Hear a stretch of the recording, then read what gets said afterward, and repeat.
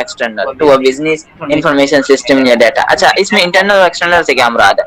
मुराद ये है कि मिसाल के तौर पर कोई पर्सन है जो कि ऑर्गेनाइजेशन में काम कर रहा है, उसकी तरफ से कोई हमें रिस्क फील हो सकता है, उसके सिस्टम के थ्रू आ सकता है, उसके एक्टिविटीज के थ्रू आ सकता है, तो वो इंटरनल हो जाएगा। एक्सटर्नल से मुराद की जारी बात है जो बाहर की तरफ से कोई भी अटैकर या कोई भी वेंडर जो है वो अपना पर्पस गेन करने के लिए आपके ऊपर अटैक करता है, तो उस चीज को वैल्यूएट करना जो कि थ्रेट, इमर्जिंग थ्रेट्स को, रिस्क को, चाहे वो इंटरनल हो या एक्सटर्नल, जारी बात है टू अ बिजनेस और information system and data. It is essential to maintain a risk management process because it reveals all potential threats within the business। ठीक है, इसलिए जरूरी है कि मतलब तमाम जो आपके प्रोसेस है रिस्क मैनेजमेंट का, इसलिए जरूरी है क्योंकि जितने भी पोटेंशियल थ्रेट्स हो उनको रिवील करना जो कि बिजनेस के अंदर आ सकते हैं, यानी ये बिफोर द अटैक प्रोसेस है, ठीक है, दे ऑलरेडी एग्जिस्ट या before they generate a negative, जो कि ऑलरेडी मौजूद हो या जो नेगेटिव इम्पैक्ट क्रिएट कर सके उनको हम समझते हैं और उनको हम एनालाइज करते हैं। अच्छा, इसका बेसिक जो मतलब पर्पस क्या होता है, हम बेसिकली साइबर सिक्योरिटी के हम किसी भी कंपनी को जब आप टारगेट करेंगे ना, इंशाल्लाह आप जाहिर बात है इसमें ग्रो करेंगे, एक अपनी कंपनी की तरफ मूव ऑन करेंगे, तो जब मतलब आप देखेंगे ना कि मतलब कोई भी पर्सन को आपने अप्रोच करना है, उसको आप किस तरह बताएंगे, आप उसको अप्रोच इस तरह करेंगे कि भाई आपकी कंपनी के अंदर ये रिस्क हैं जिस वजह से आपको साइबर सिक्योरिटी की जरूरत है, ठीक है। साइबर सिक्योरिटी की जरूरत किस लिए पैदा होती है, इन्हीं रिस्क की वजह से, कि मसलन आप बताएंगे कि आपके कंपनी के अंदर या मसलन ऑर्गेनाइजेशन के अंदर ये इश्यूज आ सकते हैं, तो इनको सॉल्व करने के लिए हम आपको अपनी सर्विसेज दे सकते हैं, ठीक है। तो ये आपने समझना है। अच्छा, ये जो एक डायग्राम है इसको थोड़ा सा देखेंगे, मिसाल के तौर पर ये एक जो बॉक्स बना हुआ है ये एक ऑर्गेनाइजेशन है, ठीक है। अच्छा, अब इसमें ना मिसाल डिफरेंट आपके पास कंप्यूटर, पीसी, मतलब एक्सटर्नल इंटरनल हर चीज इसमें चीजें वर्क कर रही हैं। अब कोई भी थ्रेट या वल्नरेबिलिटी आती है, ठीक है, वो उसको अटैक करती है जो कि सिस्टम को डिस्टर्ब कर देती है, तो ये जो थ्रेट या वल्नरेबिलिटी होगी वो क्या होगा, इसका रिस्क होगा जो कि उसके सिस्टम के जो रेगुलर क्या नाम है चीजों को डिस्टर्ब करेगा, जिस वजह से हम कह सकते हैं कि हमें क्या नाम है इश्यूज हैं, मतलब हमें रिस्क फील हो रहा है इस ऑर्गेनाइजेशन के वर्किंग फिनोमिना में या फ्लो में, ठीक है। नेक्स्ट हमारे पास क्या आता है, it also generate a series of benefits, ठीक है, such as avoiding data breach and driving the need of a cyber security program, ठीक है। वही बात जो मैं कर चुका हूँ कि ये इसका सीरियस बेनिफिट इस तरह से है कि इससे हम ब्रीच से बच सकते हैं अगर हम उसके रिस्क को समझ लेंगे, ठीक है, और इसी की वजह से साइबर सिक्योरिटी प्रोग्राम की हमें जरूरत पड़ती है। It also need cost benefit analysis activity related to security risk, operational risk, ठीक है, और क्या नाम है business paid and other matrix, इस वजह से इसकी जो कॉस्ट एनालिसिस एक्टिविटीज और सिक्योरिटी रिस्क, ऑपरेशन रिस्क और ये अदर मैट्रिक इसमें इन सब चीजों में इंक्लूड होते हैं। जब जारी बात आप रिस्क को वैल्यूएट करेंगे तो उसको देखेंगे कि उसके अंदर कितना पोटेंशियल है, तो वो हमारे लिए कितना बेनिफिशियल हो सकता है, ठीक है। क्लियर हो गया सबको रिस्क मैनेजमेंट के हवाले से कि मतलब ये क्या होता है इसकी बेसिक। नेक्स्ट फिर हम इसको करते हैं, किसी का कोई क्वेश्चन है तो वो यहाँ पूछ सकते हैं। बेसिकली इसके अंदर 4 स्टेप्स इन्वॉल्व होते हैं। पहले हमने रिस्क को आइडेंटिफाई करना होता है, ठीक है, ये उसके बाद हमने इसको असेस करना होता है, उसके बाद हमने इसको मॉनिटर करना होता है, उसके बाद हमने क्या नाम है आइडेंटिफाई करना होता है, असेस करना होता है, फिर ट्रीट करना होता है और फिर क्या करना होता है, मॉनिटर करना होता है। तो ये बेसिकली इसका प्रोसेस है। मतलब हम इस प्रोसेस को थोड़ा सा आइडेंटिफाई और इस पे टाइम लगाएंगे, ठीक है। अब इसके प्रोसेस को आइडेंटिफाई के लिए हम ये चीज देखेंगे कि मिसाल के तौर पर रिस्क जो है ना वो किस जगह पर आ सकता है, ठीक है। मतलब हमारे पास जो रिस्क होता है कोई किसी भी उसमें वो HTTP यानी वेबसाइट में हो सकता है, SQL में हो सकता है, ठीक है, AD से मुराद एक्टिव डायरेक्टरी में हो सकता है, मोबाइल या आपके लैपटॉप्स में हो सकता है, ठीक है। ये बेसिकली हमारे यानी कंपनी की जो हम चीजें देखेंगे वो जारी बात है उनकी जो ऑनलाइन जितना भी सेटअप होगा वो जारी बात है वेबसाइट की सूरत में हो सकता है, उनकी डायरेक्टरी में या उनका जो एक मतलब जिसको हम कह सकते हैं डेटाबेस वगैरह में हो सकता है, उनके मोबाइल्स में हो सकता है, उनके लैपटॉप्स में जिससे वो काम करते हैं। तो ये बेसिकली हमारे रिसोर्सेज हैं जो कि जिनके थ्रू थ्रेट हो सकता है। अच्छा, HTTP जो इस बारे में आपको अंदाजा होगा थोड़ा सा एक्सप्लेन कर देता हूँ कि HTTP जो होता है इसका मतलब है कि वो अनसिक्योर होता है, ठीक है। जब हम ये देखेंगे कि किसी भी ऑर्गेनाइजेशन का या मतलब वेबसाइट की कंपनी का वो URL इस तरह से है तो हम ये देखेंगे कि उसके अंदर रिस्क मौजूद है और उसके अंदर मतलब हमें वो उसके थ्रेट है, ठीक है। और इसी तरह SQL अगर उसके अंदर कोई ना कोई इंजेक्ट कर दिए हमने, मिसाल के तौर पर कोई क्यूरी ऐसी इंजेक्ट करी है, कोई लिंक ऐसा उसके अंदर डाल दिया, इस वजह से वो रिस्क आ सकता है, वो जो कि सिस्टम को नुकसान पहुंचा सकता है, जिस वजह से वो कोई भी अटैकर जो उस पर अटैक करके ब्रीच हो सकती है, ठीक है। अच्छा, नेक्स्ट हम देखते हैं इसकी मजीद वर्किंग फिनोमिना को समझेंगे। अच्छा, अब हमारे पर रिस्क ना 3 टाइप का होता है, ये मैंने आपको बताया था और मैंने कहा था हम फर्दर इसको अगले लेक्चर्स में डिस्कस करेंगे। एक होता है लो, दूसरा होता है मीडियम, तीसरा होता है हाई, ठीक है। अब फिर जब हमारे पास थ्रेट आता है ना, हमने आइडेंटिफाई कर लिया कि मिसाल के तौर पर हमारे मोबाइल के अंदर क्या नाम है थ्रेट है, ठीक है। अब फिर हम उसको क्या करेंगे, हम उसके ना मसलन उसकी फ्रीक्वेंसी को देखेंगे। मिसाल के तौर पर वो लो है, मीडियम है या हाई है, उसको कैटेगराइज करेंगे हम, जिसमें हम देखेंगे कि इसमें किस तरह इसमें इसकी जो फ्रीक्वेंसी है वो कितनी ज्यादा है और कितनी ज्यादा वो सिस्टम को नुकसान पहुंचा सकता है। ठीक है, पहले हम उसके लो को समझेंगे, फिर मीडियम को समझेंगे, फिर हाई को समझेंगे, फिर हम उसको कैटेगराइज करेंगे। मिसाल के तौर पर अभी ये इसमें बताया गया कि जो मोबाइल और लैपटॉप है ना, वो हमारे पास लो रिस्क में आ सकता है। HTTP जो हमारे पास URL है वो हमारे पास मीडियम में आ सकता है कि भाई हम, ठीक है, वो एक जो वेबसाइट बहरहाल एक्सटर्नल होती है, ठीक है, हम रेगुलर उसको यूज नहीं कर रहे होते, लेकिन ये है कि वो फिर भी मतलब रिस्क तो है ना, तो इसलिए हम उसको मीडियम कैटेगरी में लेते हैं। SQL से मुराद क्या आपकी जो क्वेरी लैंग्वेज है जिससे आप डेटाबेस में चीजें स्टोरेज कर रहे हैं, तो अगर कोई उसको ब्रीच कर लेता है, इसका मतलब आपका सारा डाटा जो मेन कंपनी का डाटा है वो उसके पास जा रहा है, तो इसलिए हमने उसको हाई रिस्क में कैटेगराइज किया और देखा। अच्छा, इसी तरह एक्टिव डायरेक्टरी जो आपकी बनी हुई है प्रॉपर जिससे चीजें लिंक हो रही हैं, वो भी हाई रिस्क में काउंट होगा। ठीक है, तो ये बेसिकली रिस्क का मैनेजमेंट का प्रोसेस है जिसको हम देखते हैं और समझते हैं कि भाई किस तरह से ये काम करता है और किस तरह से ये सिस्टम को नुकसान पहुंचा सकता है। अगर हम इसको समझेंगे तो हमें समझ आएगा कि क्या नाम है ये इसकी रिस्क कैटेगरी किस तरह। अच्छा, जो हमारे पास SOC की फील्ड है ना, उसमें हम यही काम कर रहे होते हैं, अलर्ट्स आ रहे होते हैं, वो हम फिर उसको समझते हैं, ट्रू फॉल्स है, ट्रू पॉजिटिव, वो हम फर्दर आगे डिस्कस करेंगे, लेकिन उसमें हम यही चीजें कर रहे होते हैं कि मसलन रिस्क को समझते हैं, पहले रिस्क को कैलकुलेट करके समझ कर फिर हम उसको मिटिगेट और सोल्यूशन की तरफ जाते हैं डिफरेंट टूल्स का यूज करके। अच्छा, ये जो अंडरलाइन किया हुआ है इसका पर्पस ये है कि मतलब ओवरऑल जो चीजें यानी घूम रही होती हैं ना, वो इसी के गिर्द घूम रही होती हैं। अब मिसाल के तौर पर कोई भी रिस्क आएगा उसको आइडेंटिफाई करना है, जिसमें ये हमने डिस्कस किया कि लो है, मीडियम या हाई है। सेकंड में हम असेस करेंगे उस रिस्क को कि भाई मतलब पहले हम उसको आइडेंटिफाई करेंगे कि भाई हम देखेंगे कि वो सिस्टम के लिए वाकई नुकसानफुल है या नहीं, फिर असेस करेंगे एज अ कैटेगरी वाइज, फिर हम उसकी सोल्यूशन की तरफ देखेंगे, उस पूरे सेटिंग और ओवरऑल जाकर ट्रीट करेंगे, फिर हम उसको मॉनिटर करके उसको सोल्यूशन करने की कोशिश करेंगे। तो ये ओवरऑल इसका मैनेजमेंट का प्रोसेस है जो कि चल रहा होगा और हमने इसको और समझना है। अब इसके अंदर वो था प्रोसेस जो हमने डिस्कस किया। अब है इसके अंदर कौन कौन से स्टेप टिपिकली इन्वॉल्व होते हैं। पहला क्या हमारे पास होता है आइडेंटिफिकेशन, वही बात।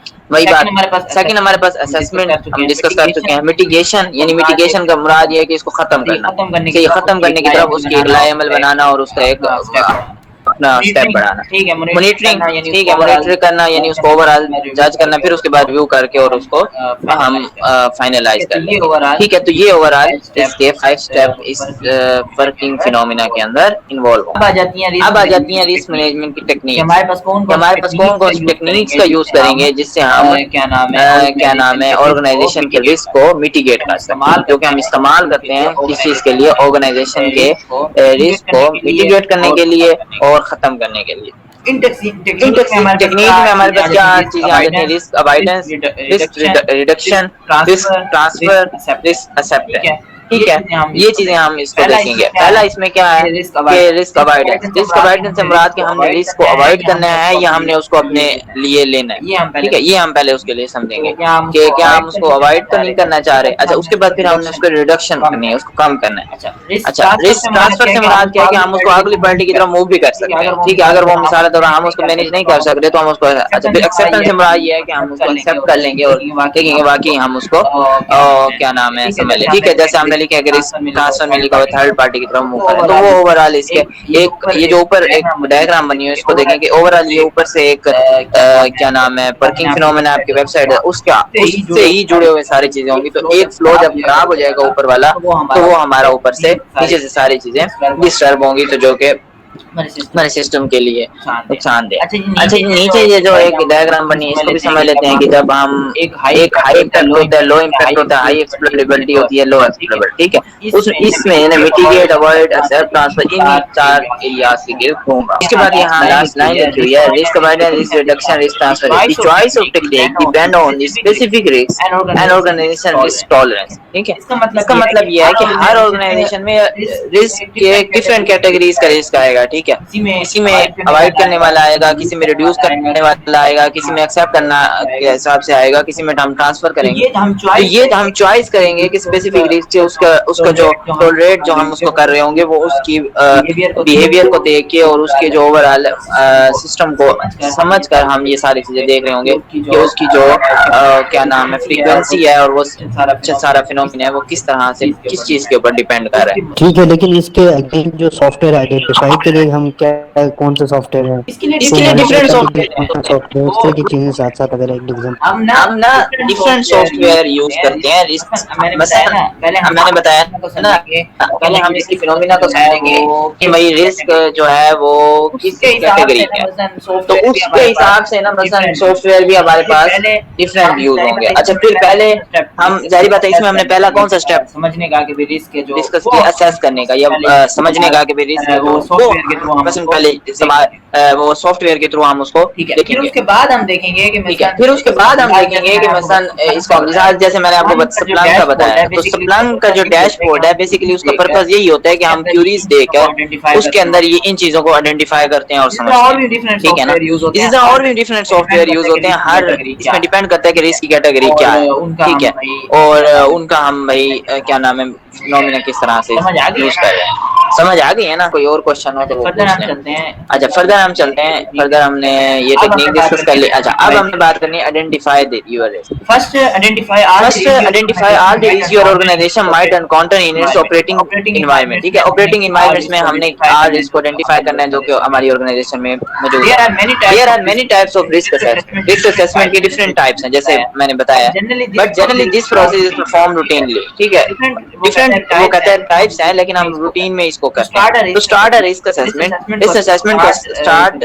करने के लिए examine the factor in your organization and environment, ठीक है। पहले हम उसके फैक्टर्स को देखेंगे कि हमारे अंदर हमारी जो ऑर्गेनाइजेशन के अंदर या एनवायरनमेंट के अंदर कौन से फैक्टर इन्वॉल्व है। आया कि वो रेगुलेटरी के हैं, आया वो लीगल है, आया वो एनवायरनमेंट रेलेवेंट है, आया वो मार्केट रिस्क है या सो ऑन, इस तरह से। तो दैट आर पोटेंशियली डेंजरस। तो फिर हम उसका तो आपका जो सवाल था कि सॉफ्टवेयर, तो ये देखिए जब हम इस चीजों को देखेंगे कि असेस करने के बाद कि भाई हमारे पास जो रिस्क फैक्टर्स हैं वो किस फील्ड एरिया में है, किस एरिया में है, तो फिर जब हम उसको देखेंगे कि भाई किस तरह से हम उसका यूज करते हैं, ठीक है।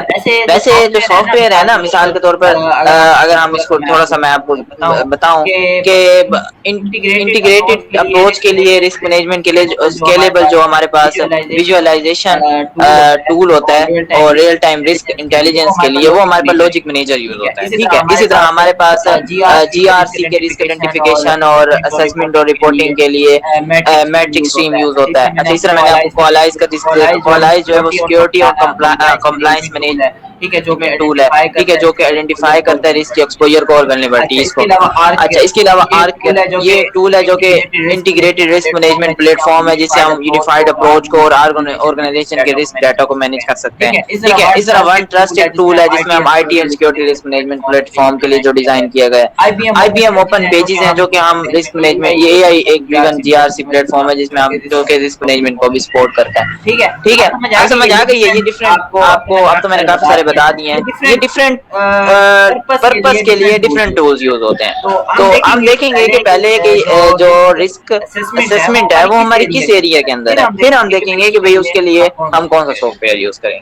उसके लिए सबसे पहले जरूरी है कि आपको ये कॉन्सेप्ट समझ आना चाहिए और कॉन्सेप्ट की अंडरस्टैंडिंग होनी चाहिए। ये जो है ना मसलन ये जो एक डायग्राम बनी हुई थी इसमें यह है कि आइडेंटिफाई काम करेंगे कि क्या आया हम पहले उसकी रेशियो को देखेंगे कि आया वो 50% है, आया वो 70% है, आया वो 80%, क्या ये पहले हम आइडेंटिफाई करके उसके हम परसेंटेज करेंगे, फिर हम उसको और फिर उसकी हम ड्यूरेशन भी देखेंगे, आया वो क्या मतलब 1 साल से है, 6 महीनों से है, कितना। अच्छा फिर हमारे पास टाइप्स में क्वांटिटेटिव और क्वालिटेटिव डिफरेंट टाइप्स के रिस्क असेसमेंट होती हैं जो कि हम करते हैं, ठीक है। ये बेसिकली इसका फिनोमेना है। आगे हमारे पास हाँ वही बात कि जो आइडेंटिफाई करना है रिस्कों के वो लीगल है, ये मार्केट से है, क्या किस तरह का है, तो वो फिर हम उसको आगे फर्दर लेके चलेंगे।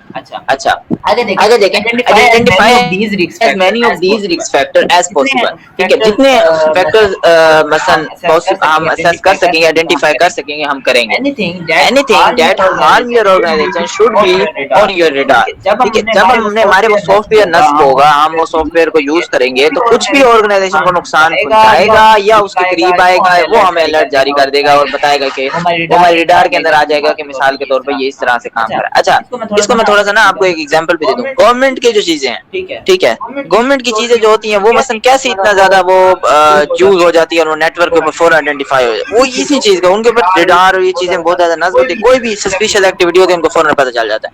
अच्छा, उसके लिए वो ना फिर फायरवॉल यूज करते हैं। अब ये थोड़ा सा आगे डिस्कस करेंगे, लेकिन मैं आपको सिर्फ समझाने के लिए बता रहा हूँ। डिफरेंट फायरवॉल नेट्स होती हैं जो कि नेक्स्ट जनरेशन, उसकी डिफरेंट टाइप्स होती हैं, ठीक है। उन फायरवॉल का काम ये होता है कि वो एक ब्रिज के तौर पर यूज करती है नेटवर्क और यूजर के दरमियान, ठीक है। नेटवर्क की तरफ से कोई भी मैसेज गया, ठीक है, वो उस चीज को समझेंगे और उसके बाद देन वो क्या नाम है फॉरवर्ड कर देंगे। अगर उसमें कोई सस्पिशियस एक्टिविटी है तो वो उसको रोक देंगे, ठीक है ना।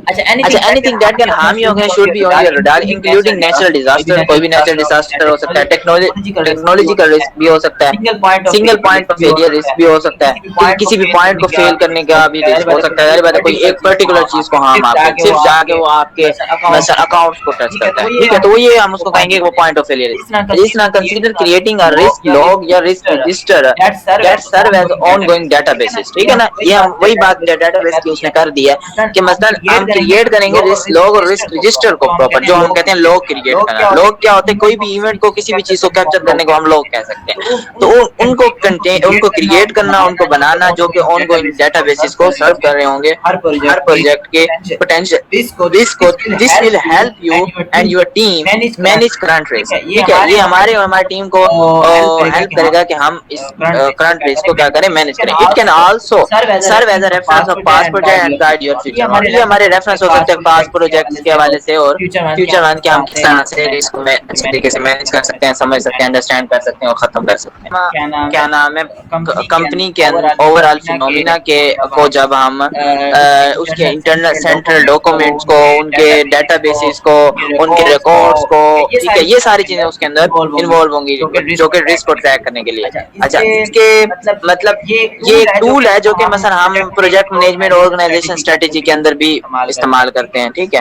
तो इसका बेसिकली यही, इसका रिस्क रजिस्टर का जो पर्पस होता है वो यही होता है कि हम उसको आइडेंटिफाई करना, एनालाइज करना, प्रायोरिटाइज करना, मॉनिटर करना। इसका पर्पस यही होता है, ठीक है, ताकि हम एक डॉक्यूमेंट्स की फॉर्म में हमारे पास पूरा डाटा मौजूद हो। अब क्या होते हैं इसके अंदर, क्या क्या चीजें इन्वॉल्व होती हैं वो मैं बता देता हूँ। रिस्क रजिस्टर के अंदर हमारे पास नंबर्स ऑफ की फील्ड, ठीक है, हमारे पास होती है हर रिस्क के। मिसाल के तौर पर आपको पता है एक ऑर्गेनाइजेशन का बहुत ज्यादा डाटा होता है और डेटाबेसेस भी उसके बहुत सारी होती हैं, तो उसमें फिर हमने एक की नंबर के तौर पर फील्ड यूज करके हम उसके अंदर मेंटेन करते हैं कि उसका मिसाल के तौर पर कोई यूनिक आईडी नंबर हम डाल सकते हैं ट्रैक करने के लिए, किसी भी रिस्क की क्लियर डिस्क्रिप्शन डाल सकते हैं, भी ये है उसकी कैटेगरी हम मेंशन करेंगे कि ये टेक्निकल है, ऑपरेशनल है, लीगल है, फाइनेंशियल है, क्या है, जैसे मैंने पीछे अर्ज किया। इसकी अक्कर होने की प्रोबेबिलिटी क्या है? मिसाल के तौर पर रिस्क को हमने डिफाइन किया कि वो चीज होती है जो कि मसलन हमारे सिस्टम को नुकसान भी पहुंचा सकती है, उसको हम पहले प्री आइडेंटिफाई करते हैं। तो आया अक्कर होने की प्रोबेबिलिटी क्या है, ये हम उसके अंदर मेंशन करेंगे।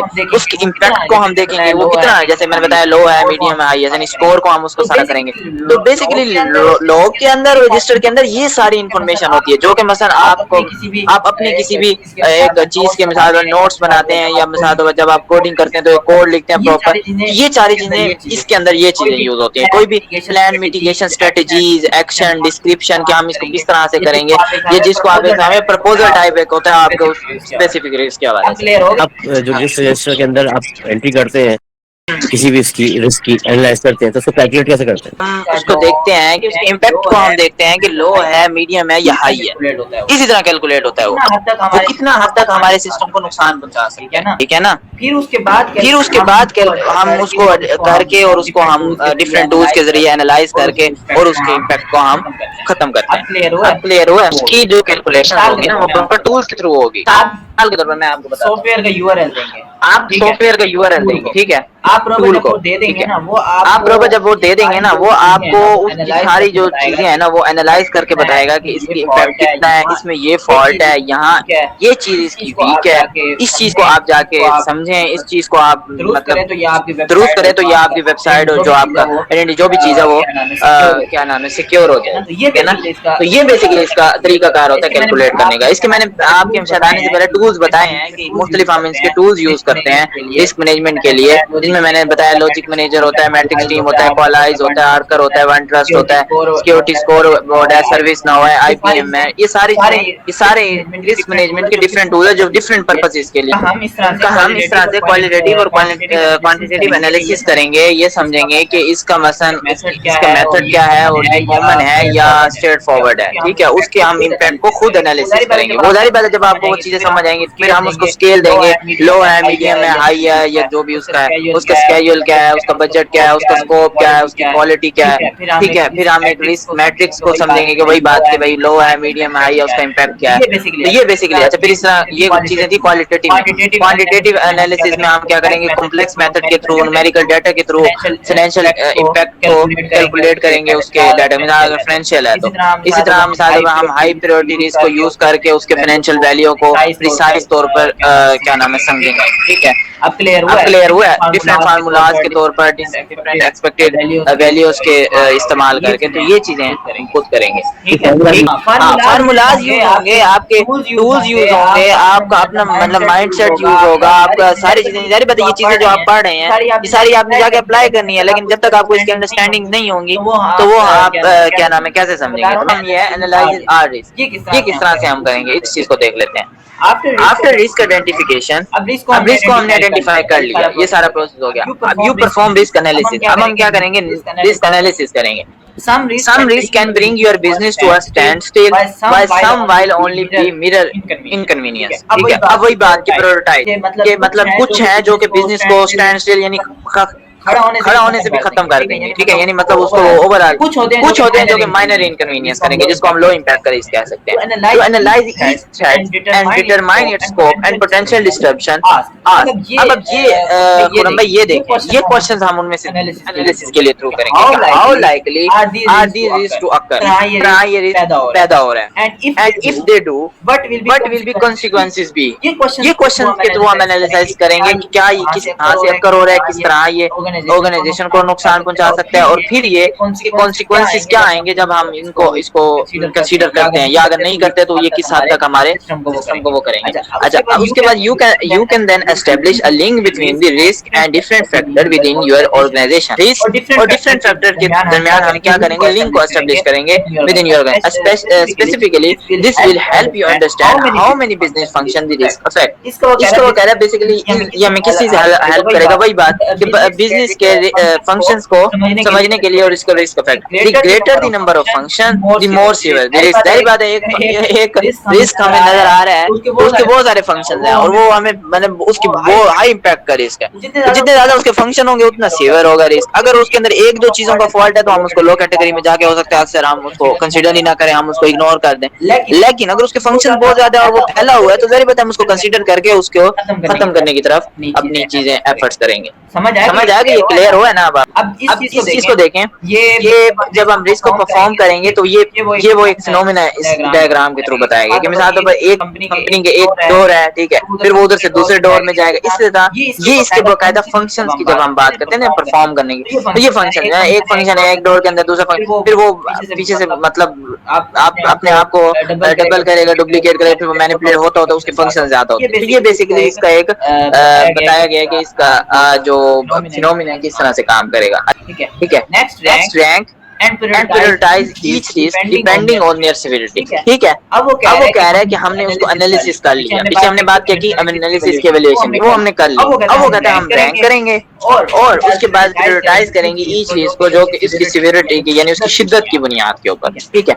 ये हमें क्या देता है, this allow the risk management team to see and understand your organization's total risk exposure. वो कहता है ये जो टीम होगी रिस्क मैनेजमेंट की ये अंडरस्टैंड करेगी हमारे ऑर्गेनाइजेशन की टोटल रिस्क एक्सपोजर को। एक्सपोजर की जब हम बात करते हैं ये एक वसी मायने में लफ्ज इस्तेमाल होता है कि ओवरऑल मिसाल वो दे रहा है कि risk that will lead to minor inconvenience should be a lower priority. बिल्कुल जैसे मैं बता चुका हूं, जाहिर बात है वो लोअर प्रायोरिटी और बस बसाओ हम उसको इग्नोर भी कर सकते हैं, जबकि why risk that cause catastrophic losses should be the top. ठीक है, इस चीज को फिर बाद में हम प्रायोरिटाइज करेंगे, एवेल्युएट करेंगे भाई सही लगा कि ये हमारे पास लो है, ये हमारे पास हाई है, ये हमारे इस तरह नुकसान पहुंचा सकता है, ये हमें इस तरह नुकसान पहुंचा सकता है। और फिर उसके बाद जो हाई होगा वो हमारा टॉप प्रायोरिटी भी होगा, जो लो होगा वो उसको हम बसा औकात इग्नोर कर देते हैं या हम उसको लास्ट में रखते हैं कि हम उसको सोल्यूशन की तरफ कुछ ना कुछ करेंगे। अब इसमें हम एक लफ्ज यूज करते हैं ट्रियाज का। ट्रियाज क्या मतलब है, हम जाके सिस्टम का ओवरऑल एनालिसिस और उसको जाके देखते हैं कि हम इसमें ट्रियाजिंग और उसके जाके एक डीप एनालिसिस करते हैं कि इसमें क्या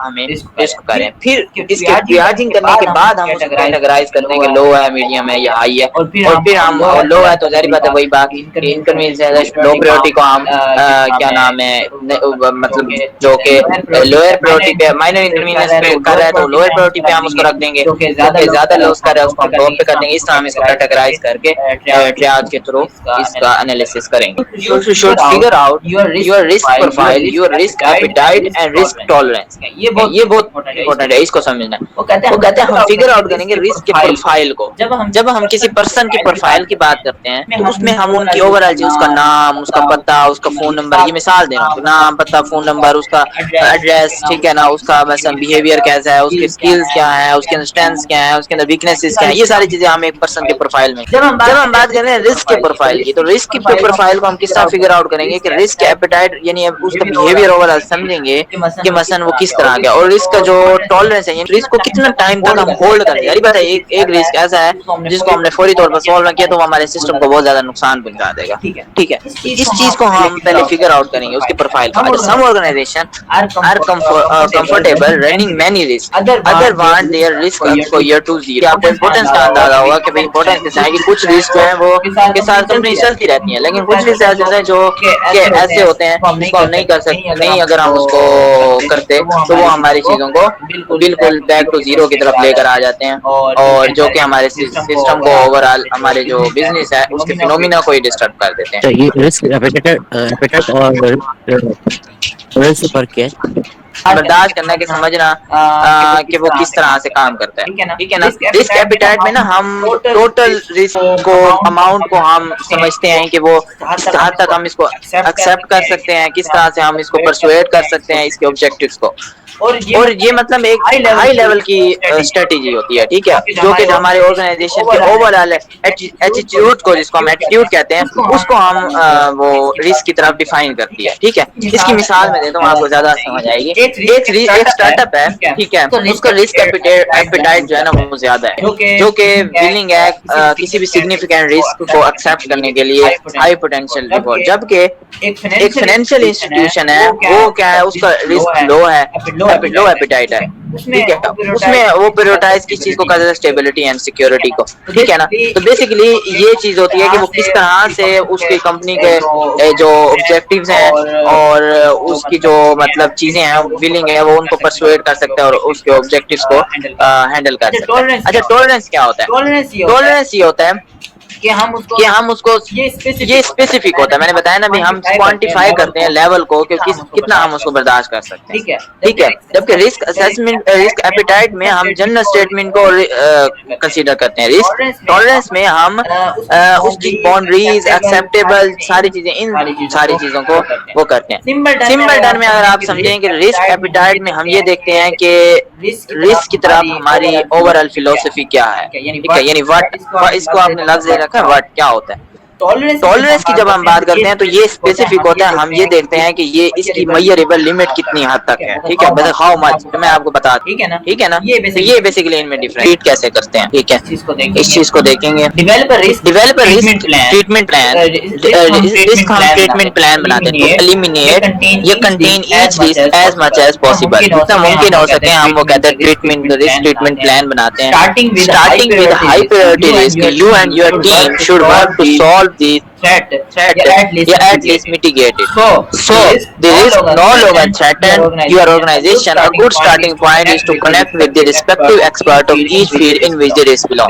whether डिफाइन करना रिस्क स्टेटमेंट प्लान को, ताकि हम जितना हो सके रिस्क को जो उसके अंदर पाया जाता है उसको कम कर सकें, एलिमिनेट कर सकें. स्टार्टिंग विद हाई प्रायोरिटी, वो कहते हैं हाई प्रायोरिटी रिस्क के साथ स्टार्ट करना, यानी उसकी सोल्यूशन की तरफ हमने बढ़ाना. रिस्क के यू एंड योर टीम, हमारी जो टीम है वो वर्क करती है तो सॉल्व करने के लिए थ्रेट को एटलीस्ट मिटिगेट और उसको कम करती है. So there is no longer threat ना, जिस वजह से जब हम उसको मसलन उस पर काम करते हैं, उसको सॉल्व करने की कोशिश करते हैं, तो जिस वजह से जो मसलन वो हमारी जो सिस्टम को है वो लॉन्ग टर्म तक नुकसान नहीं पहुंचा सकता. ठीक है, जिस वजह से हम उसको कह सकते हैं कि हम इसको ट्रीट करते हैं. अच्छा, ये हो गया ट्रीट के हवाले से. अच्छा, गुड लास्ट लाइन कहते हैं good starting point is to connect with the respective expert. कहते हैं इसका स्टार्टिंग पॉइंट क्या हो सकता है कि हम रिस्पेक्टिव एक्सपर्ट से कनेक्ट करें स्टार्ट में ही हर एक फील्ड के, ताकि हम उसके मुताबिक रिस्क को बिलोंग करके उसको खत्म कर सकें. ये होता है इसका रिस्क को ट्रीट करने का तरीका. अब आ जाते हैं अब हमने डिस्कस करना है रिस्क के मिटिगेशन को के स्ट्रेटजीज को, इसके मिटिगेट करने के स्ट्रेटजीज क्या होती हैं.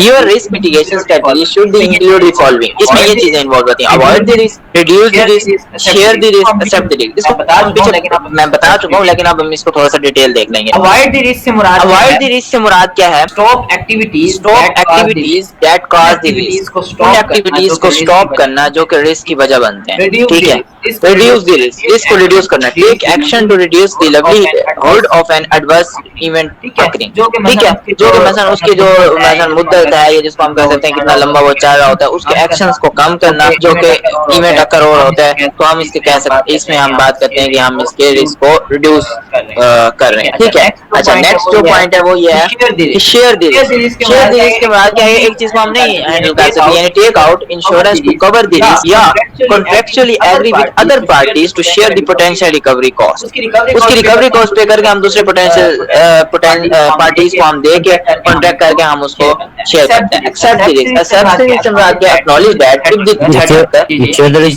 ट्रांसफर है. वही बता रहा था कि मैं वही बता रहा था कि रिड्यूस करना, ट्रांसफर करना, एक्सेप्ट करना, वही बात है. ट्रांसफर से मुराद वही ट्रांसफर लफ्ज यूज करेंगे, शेयर करने एक ही बात है. ट्रांसफर मतलब मुंतकिल करना, शेयर का मतलब भी दूसरे पार्टीज को दे देना. ठीक है. अच्छा, एक्सेप्ट द रिस्क से मुराद ये कि एक्नॉलेज करना कि थ्रेट अगर अकर होता है तो organization will be bear the consequences and prepare for plan के लिए वो प्रिपेयर हो उसके कॉन्सिक्वेंसेस को बेयर कर सकते हैं. Usually using your available resources efficiently is crucial here without delaying your daily operation. Luckily, once you start building a risk register of past project, you can anticipate risk rather than the reactive approach. ठीक है ना, वो ये बात कर रहा है कि valuable resources को यूज करना ये क्रूशियल होता है. तो आखिरी जो लाइन उसने लिखी है वो इम्पोर्टेंट है कि आप किसी भी एंटिसिपेट रिस्क को एंटिसिपेट करें rather than रिएक्टिव अप्रोच. यानी कहते हैं रिस्क रजिस्टर को बिल्ड करना और मेंटेन करना पास्ट प्रोजेक्ट के या जो रिसेंट आपको वो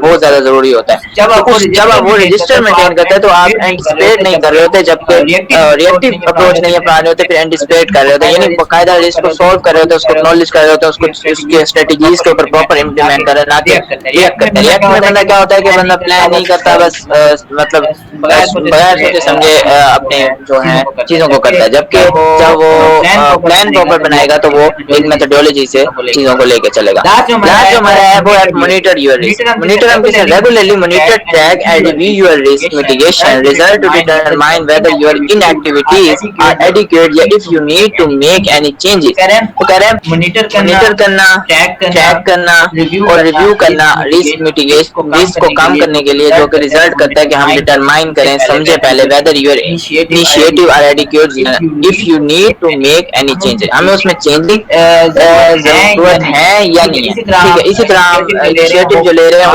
काफी है, हमें उससे ज्यादा कुछ और लेने की जरूरत है. ठीक है ना, ये चीजें मसलन रिस्क को मॉनिटर करने में आ जाती है.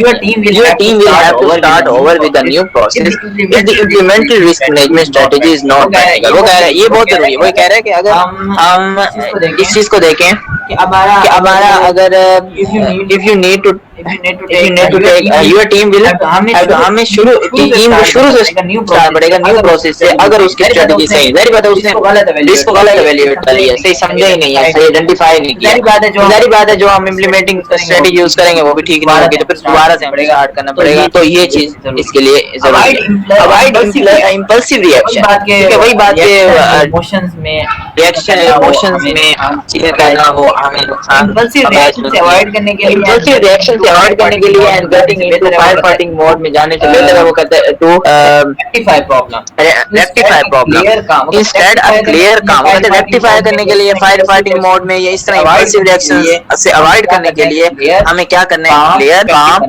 पर्सपेक्टिव बनाना है जो कि will make you better equipped to minimize the harm of project जो कि हमें बेटर इक्विप कर सकता है और हमारे जो प्रोजेक्ट को नुकसान पहुंचाने से या थ्रेट मिनिमाइज कर सकता है harm of project threats project के थ्रेट्स को और नुकसान को मिनिमाइज कर एंड कैप्चर अपॉर्चुनिटीज और जो अपॉर्चुनिटीज हैं उनको हम ज्यादा से ज्यादा कैप्चर कर सकते हैं क्लियर है मेरे हिसाब से काफी ज्यादा डिटेल हमने इसमें डिस्कस कर लिया इम्पोर्टेंट टॉपिक था सारी चीजें डिस्कस की हैं हमने